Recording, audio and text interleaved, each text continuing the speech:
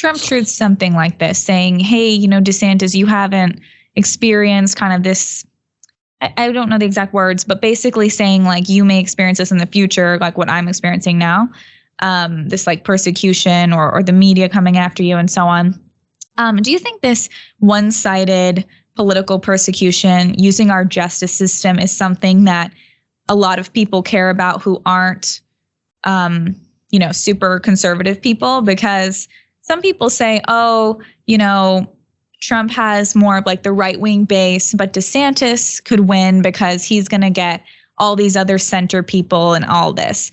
I'm concerned though, because I kind of feel like our country is so divided that I'm not really sure how many people that would be in that kind of center part that might be the people who DeSantis would win over. And if he's kind of giving up a lot of the more of the base who might care about these kind of issues, like how do you think that would play out? My case for DeSantis is he does not drive out Democrat turnout the way Trump does. So Trump drives out Republican voter turnout in a way that no one has ever seen, and he also drives out Democrat voter turnout in a way that no one has ever seen. If you look at the Florida election, Democrat turnout was kind of abysmal. So if DeSantis were somehow able to run in the general, then it wouldn't be a gimme election for him, but Democrats would be much less interested in coming out to vote en masse for him. So it would be better for the Republican House. It'd be better for Republican Senate if DeSantis were running in the general, not because he would turn out the Trump level numbers, but because he wouldn't turn out the Trump level Democrat numbers. And that's what I think a lot of people who argue against DeSantis maybe and say, but Trump can bring out these low propensity voters, which I've said for years, sure he can. He's also the greatest vote turnout person that Democrats have ever seen in their lives. Interesting. Yeah. I don't know. It's hard because I feel like the Democrats have a little bit more of this mail-in ballot machine since COVID now. So I'm worried that their turnout wouldn't necessarily go down. Like if our turnout goes down, I don't know how much their turnout would go down.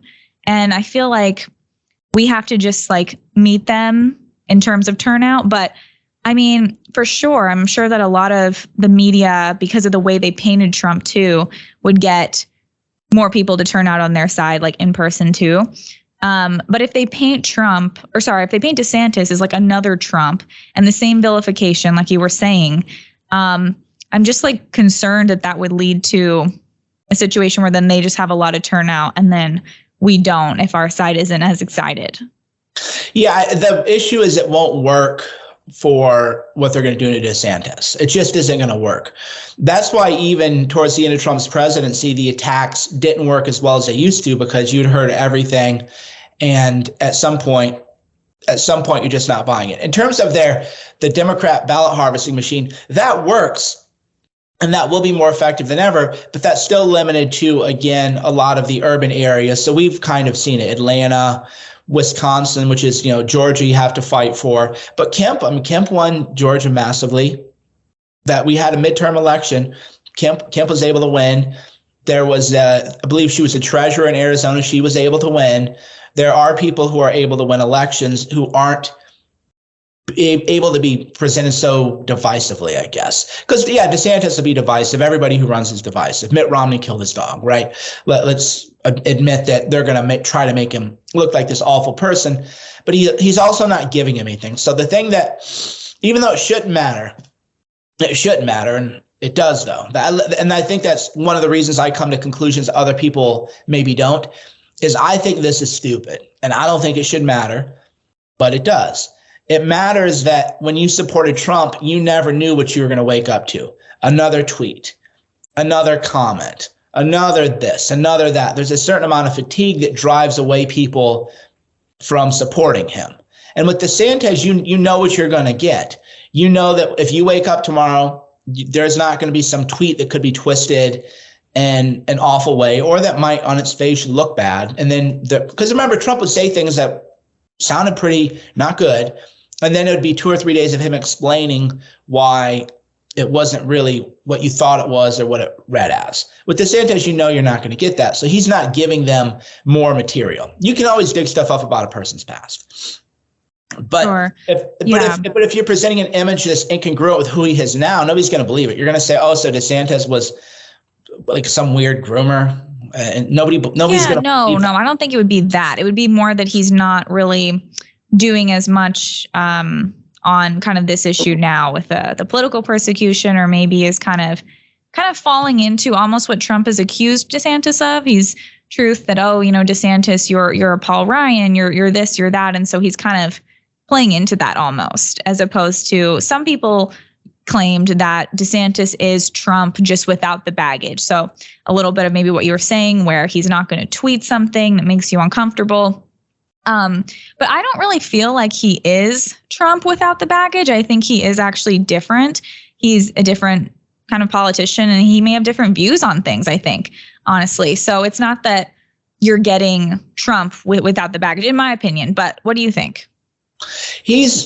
I wouldn't call him Trump without the baggage. I would call him somebody who's interested in governing and using his power. He's more of a right-wing Bill Clinton. It was famously said of Bill Clinton that he actually enjoyed being president, and he wanted to govern, and he wanted to move the levers of government, even if many people on our side, myself included, might not agree with what he was doing, but he actually enjoyed being president. With Trump, there was never even the people who work for him, they maybe won't say it publicly, but they'll say it privately to you if they haven't already. He didn't go in and say, wow, this is interesting. It's time. Let's get to work. How do I do things? He never really had this interest. He was still running. When he was president, he was still acting as if he was still running, that everything was done via media. Everything was done via Twitter. When you have to do policy procedure, you have to know how the bureaucracy works. You have to know where the levers are. So one great example of DeSantis is he said there's this there's this college in Florida. They're not really doing anything. It's some far left wing weirdo thing. Well, we have the building. They have a budget. Why don't we just put Christian Rufo and a bunch of people in there and try to make a new college? And okay, brilliant, right? Brilliant. That's DeSantis getting into the weeds, going in. Why aren't we doing this? So you could imagine DeSantis day one as president saying, okay, how can I fire everybody that is bad? And people would go, well, there's going to be problems. And he would say, well, because sure, there's going to be problems. There's always going to be problems. But give me some memos. Let me figure this out. How do I hire people who are actually good? Well, let's figure that one out. How do I enact legislation? Well, he's done that as governor. He's actually done that. Here's how you have to deal with. Here's the decision makers. Here's the way you have to broker deals. That's DeSantis. Is he actually wants to be president because he wants to govern, and he's willing to get into the weeds on these issues.